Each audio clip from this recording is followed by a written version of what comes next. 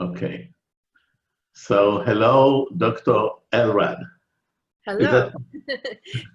Is that the way you pronounce it, Ellard? It's Ellard. Ellard. Ellard, yeah.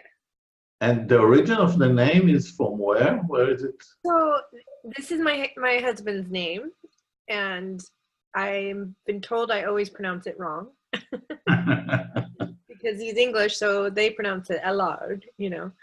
But they believe it's French. Yeah. And your parents' background is from which origin? Primarily Irish. Yeah. But, you know, we're all mutts. We're all mixed with everything. Irish, Scottish, English, some French, you know. That's also in Israel, you know, we are the melting pot. Yeah, exactly. So we are going to speak about several issues, but maybe the first thing I would like our listeners is to hear about you, your career in psychology. And of course, I was well aware of your publications, first regarding the Unified Protocol, and then publication about bipolar disorder. But can you share with us a little bit your career in psychology and how did you came to the field? Sure. I mean, this is actually, this is my second career. I had a first career as a musician. So I did my training at Boston University with David Barlow. And when I arrived there, he was just starting to develop the Unified Protocol. So I was able to be involved from the beginning in a lot of the discussions and a lot of the theorizing and, you know, testing and trying, and basically what ended up being the first version of the protocol. The second edition just came out this year. So, so I primarily was working with that. Myself, I also focus on neuroimaging research. So sort of concurrently to working with Dr. Barlow on the Unified Protocol, I was also working with someone at MIT and at Mass General Hospital learning neuroimaging, and particularly like neuroimaging of emotion regulation. So that's sort of my background training, and ended up doing my internship at Mass General Hospital, and that's how I connected with the bipolar clinic. And actually, that's not true. I connected with the bipolar clinic first as a practicum student during my doctoral training. And that's when I first started working with bipolar patients, and first started trying to apply the Unified to bipolar patients. So then did my internship there and then stayed on. So now what I do there is sort of split my time between seeing patients at the bipolar clinic and doing research with bipolar patients, and also working at the Division of Neurotherapeutics doing neuroimaging work. So. And you also do some private practice as well. Yeah, exactly. And you know, in Israel, we kind of divide the world to either dynamic psychotherapy or one of the techniques, CBT, ACT. Right. You are from the beginning, you kind of found yourself in the CBT arena? Yeah, absolutely.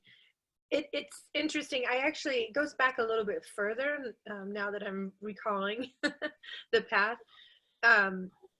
What really got me interested in pursuing psychology was not a psychology course, but a philosophy course on melancholia. And it was a philosophy course on the history of melancholia throughout, you know, humankind. And when we came through all the way to modern times, we were discussing issues of neuroplasticity and issues of, you know, over medication, et cetera, et cetera. And that really got me interested in this idea of, you know, using behavioral strategies and non-medication therapies and trying to capitalize on neuroplasticity. So that's when I started getting interested in all of that. And that's what drew me to pursuing the CBT program initially, and then to also pursue the neuroimaging piece. was thinking about these ideas of, I think what struck me was the fact in this philosophy course, we learned a lot about perceptions of mental illness and about perceptions of how to treat mental illness. And it became so clear that the history of psychiatry was about basically stumbling upon therapies and never really understanding how they work, which I thought was just very odd.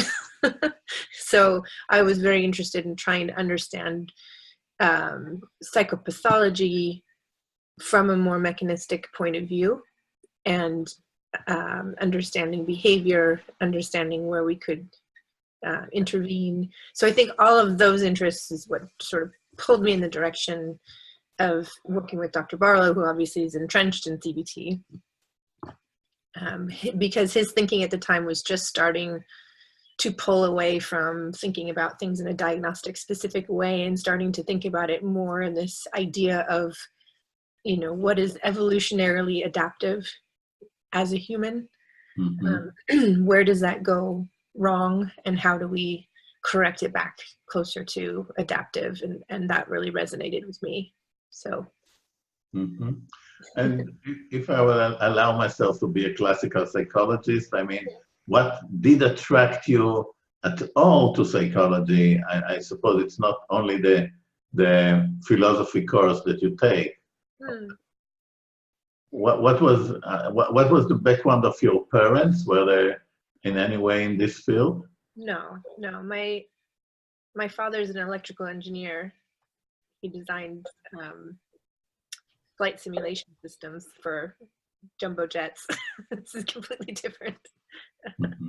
And my mother's a student of theology. What was he doing? She's a student of theology. Yeah, she's very active in religion in her church, etc.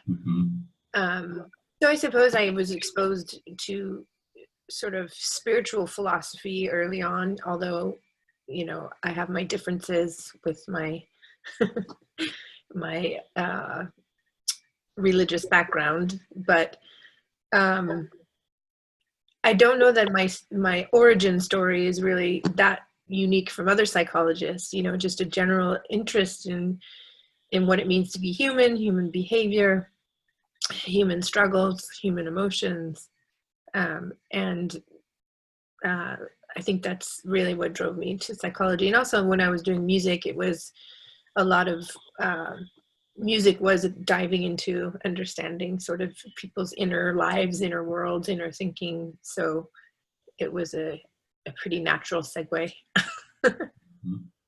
So great. So